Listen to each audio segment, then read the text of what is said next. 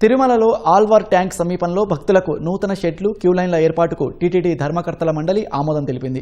6,31,00,000 రూపాయల వ్యయంతో వీటిని నిర్మించాలని నిర్ణయించింది. చైర్మన్ బీఆర్ నాయుడు అధ్యక్షతన స్థానిక అన్నమయ్య భవనంలో జరిగిన ధర్మకర్తల మండలి సమావేశంలో కీలక నిర్ణయాలకు ఆమోదం తెలిపారు.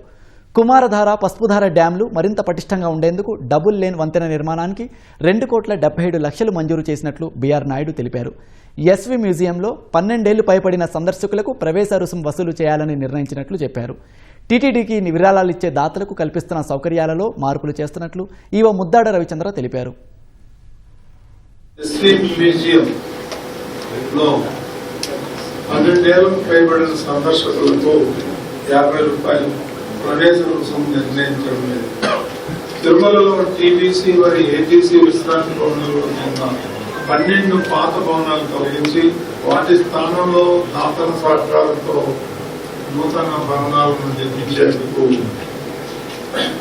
నిర్ణయం చేయడం జరిగింది. తిరుమలలో అక్టోపస్ బేస్ క్యాంప్ అదనపు మౌలిక సదుపాయాలు కల్పనకు ఎఫ్ఎంఎస్ సేవల కోసం 2.91 కోట్లు మంజూరు చేయడం జరిగింది. ఇకపోతే ఒంటిమిట్ట సీతాలక్ష్మణ సంగీత కోదండరామ స్వామి వారి బంగారు కవచాలు తయారుకి టీటీడీ ప్రజలలో 1000 గ్రాముల బంగారాన్ని వినియోగించుకోవడానికి ఆమోదం జరపడం జరిగింది. వివిధ రూపాల్లోన వివిధ రకాలుగా ప్రవేశిస్తూ ఉన్నాయి.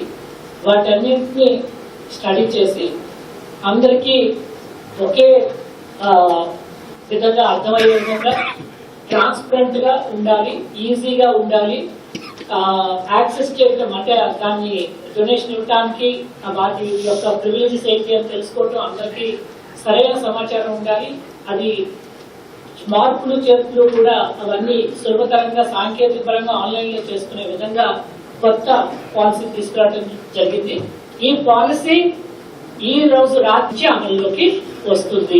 డోనార్స్ ప్రివిలేజెస్ ఎక్కువై సామాన్య భక్తుడికి అవైలబుల్ టైం బాగా తగ్గిపోతుంది అనే ఒక ఆలోచనతో ప్రతిదీ ఒక టైం లిమిట్ పెట్టుకుంటూ, అంటే 15 సంవత్సరాలు కొన్ని, 20 సంవత్సరాలు కొన్ని, ఒక టైం లిమిట్ పెట్టుకుంటూ అన్నింటినీ రేషనలైజ్ చేయడము జరిగింది.